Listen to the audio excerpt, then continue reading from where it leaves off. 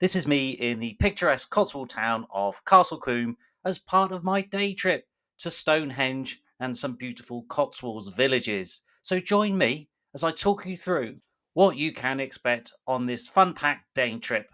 Let's go!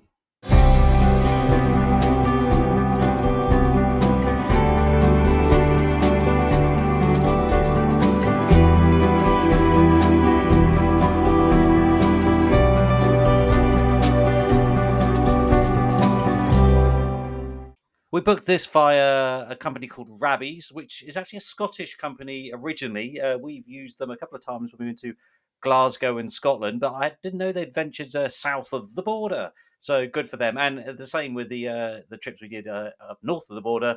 It was a very good company, very well run. So hats off to them. Yeah, we booked it via Fire Tour, which is always a good option, at least for us, because they offer full refunds and loyalty schemes, and 14 points at the time of booking. If you're using your Avios app, go for it, kids. Book it, book it, book it if you want to take the points, although it does take forever for them to come through. Anyway, let's get back on the road and head to Stonehenge. Stonehenge is roughly an hour's drive from Bath. You go through some nice picturesque countryside, across Salisbury Plain, so keep an eye out for any tanks, as it's a military base down there, army actually. And you will come to the site, which is obviously in the middle of nowhere. There are two car parks for you. So if you're in the organised tours or the bus tours or those massive coach tours, there's a very large facility to the left hand side as you would enter the Stonehenge site, and there's a smaller one for personal private people, car park to the right. So pretty straightforward. There seems to be plenty of space, so no need to worry too much, I don't think, about car park facilities. Now, I'm not Indiana Jones, so I am not going to run through the entire history of Stonehenge. It's probably best that you go and see it for yourself, because it is really interesting and there's lots of stories around it and background that's worth digging into. But it's a very old site, thousands of years old, and it has historically was always open to the public, no problem at all. People would walk around. You may have seen National Lampoon's European Vacation, for example, when they knock over the Stonehenge. That was obviously not real Stonehenge. At least I don't think it was. People can correct me if I'm wrong. But in the last sort of few years, last 10 or 20 years, they've been making a concerted effort to upgrade it, and now the facilities are very good. You've now got the visitor centre. You've got a nice museum. You've got all the mod cons now, so it's not just some stones in a field. These investments, of course, come at a cost, don't they? And that's the cost to us punters, because Stonehenge ain't cheap. You're going to be paying, as of August 2025, an adult's going to be over 30 quid for a ticket, and over fives, £20. £20. Under fives are free. Luckily, the oldies, the seniors there, £27.20, and so are students. But you might have the family ticket options, because if you just rock up, you are going to be paying an absolute fortune. And I should add, of course, the car park isn't free. You have to pay. It's £3 as of today. So not a huge amount, but just another little niggle, another little way to eke a bit of money out of you. One important thing to be aware of when you visit Stonehenge is that the stones are about 2 kilometers away from the visitors centre. So you have two options here. You can either take Shanks's pony and you can walk it, which, like the day we went, was a lovely day. So that's a really good option. Or you can get the bus. But let's talk about the walking first. You can either go straight down this road, pretty basic, really. It's not the nicest, but if you go a little bit further up and you turn left, you will go through this gate into a field. And this part of the walk is lovely, because it's your archetypal English stroll through the countryside. Some very lovely, gentle fields, green, lush green landscape, green and pleasant land. So if you are not on a time constraint, then definitely do this option. Take the detour to the left and all that. It does add. I'm trying to think. It does add quite a lot of time. I want to say maybe half an hour to 45 minutes maybe to get to the stones, simply because the detour goes out all the way to the left, bound around and back up. I think there is also a selection of public footpaths there that you can get views of the stones from. However, the key point here is that don't try and sneak in that way, because guess what? They have the dreaded wristbands. Yes, you will get the wristband to say that you've a paid up customer and they'll let you in. If not, you ain't gonna get in. So don't fall prey to that ruse. Anyway, the highlight for me, well, not the highlight was obviously the stones and the history and all that stuff, wasn't it? No, but one of the great things was there was loads of little sheep and lambs running around these fields, and it was peaceful and quiet and tranquil, and it was a great opportunity to get up and close with nature. So keep an eye out for the sheep. They all seem pretty tame and friendly, so don't need to get too worried about them. Don't scare them. Don't chase them or throw things at them. Just appreciate the beauty of nature as you walk up to the stones. So yeah, you cut through the fields, go through all these different flocks of sheep, and then you turn right, and then you walk up to the main site. Interestingly enough, they were filming Spinal Tap 2 when we visited Stonehenge. I didn't see anyone famous. Apparently, Jamie Lee Curtis from that Halloween film and Freaky Friday and True Lies and all those other ones was there. I think on the day we were there, but it was a little bit, yeah, it was a little bit off-putting because obviously you kind of have the images of Stonehenge as sort of a tranquil, sedate, mystical place, but having a massive soundstage and all these vans and lorries and heavy-duty audio and visual equipment maybe took a little bit of the shine, a little bit of the magic, a little bit of the magic was taken away. If, of course, you don't wish to walk to the stones for whatever reason that is, you can get the bus. The site offers a shuttle bus, which seems to be every few minutes, certainly a lot of frequency. But as you'll see when we walk up here, this is where the drop off point is.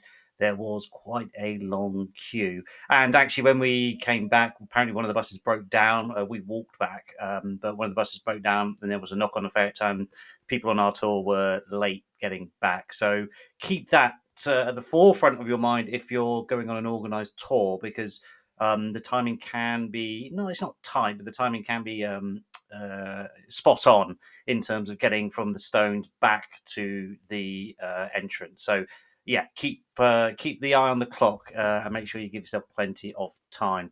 Anyway, so that's that part, and now we finally come up to the stones. And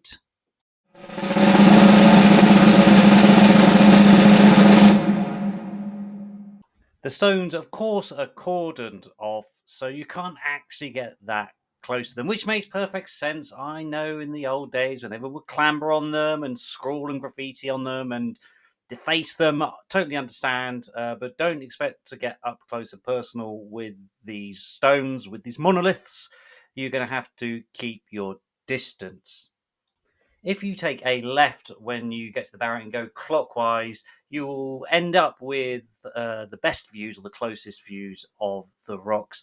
You get plenty of options, different angles, and so on, but because they're quite far away, and as you can see on this GoPro footage, you probably need either a better camera or some kind of zoom lens or something, because unless you're going to do silly little selfies and posing and all that. And yes, it gets very busy there.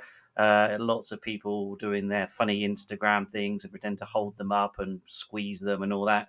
Each to their own, not judging them. Just gets a little bit tiresome when you're trying to appreciate the beauty of the world.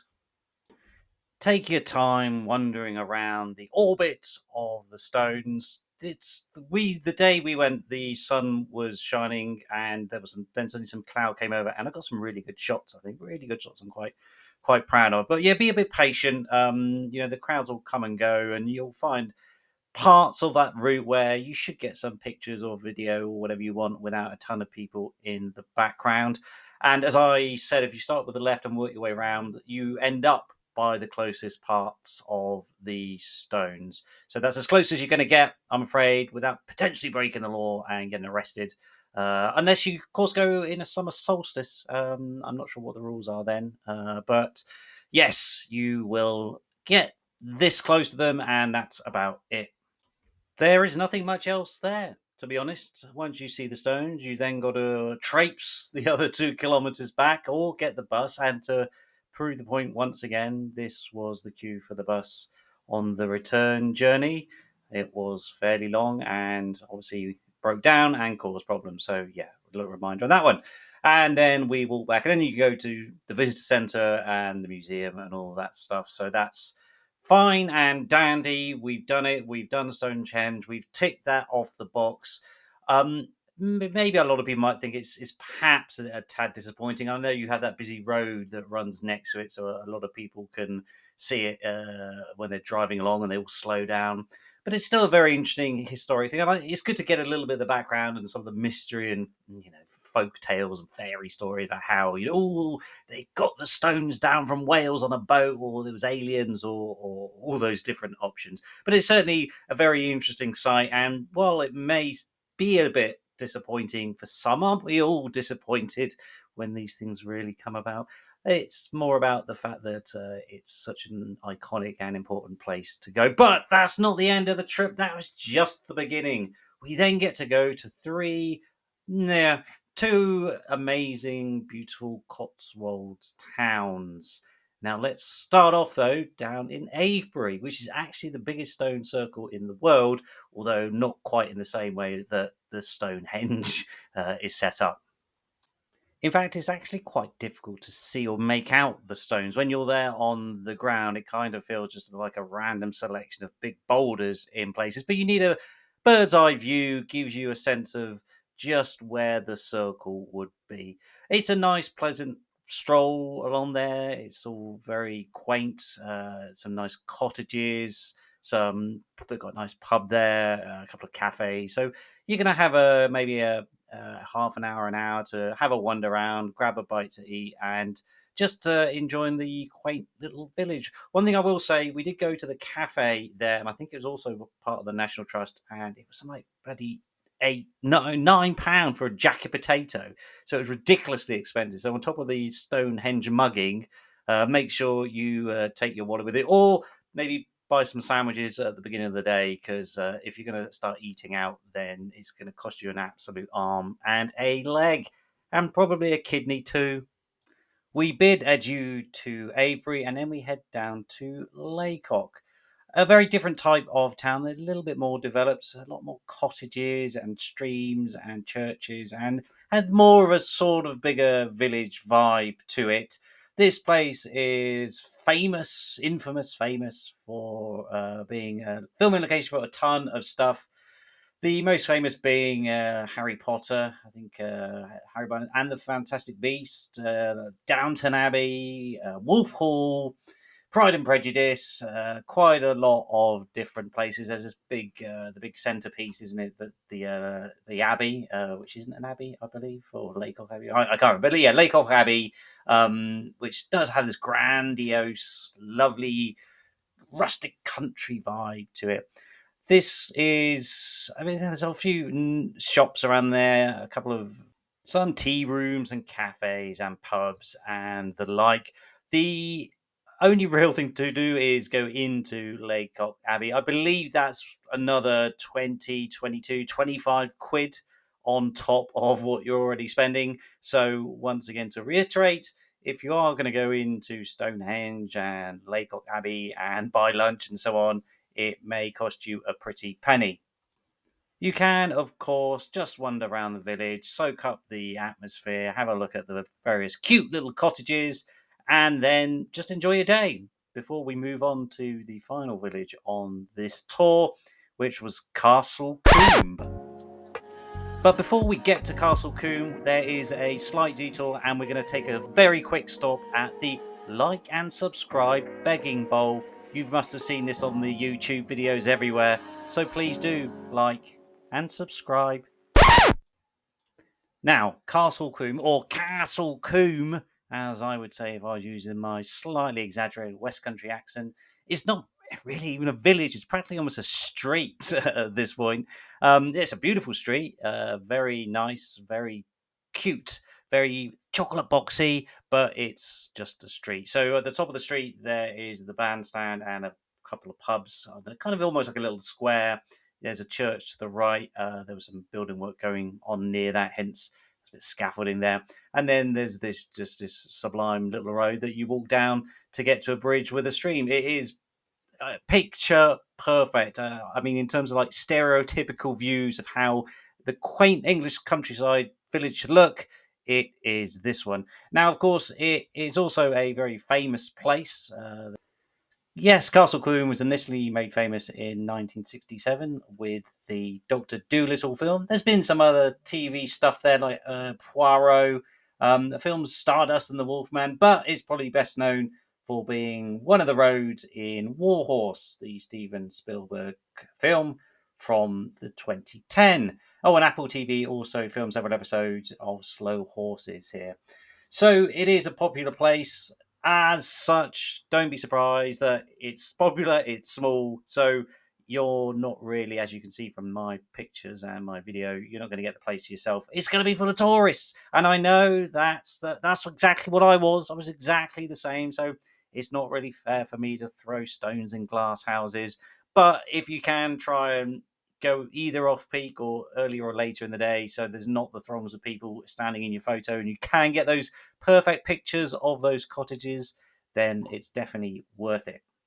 All in all, a great day trip from the lovely Georgian city of Bath. Now, if you are going to Bath and are in need of a hotel recommendation, perhaps you may want to look at my review on the Apex Hotel City of Bath, which you will be able to find by clicking on the link and also subscribing to join me on all my adventures around the world.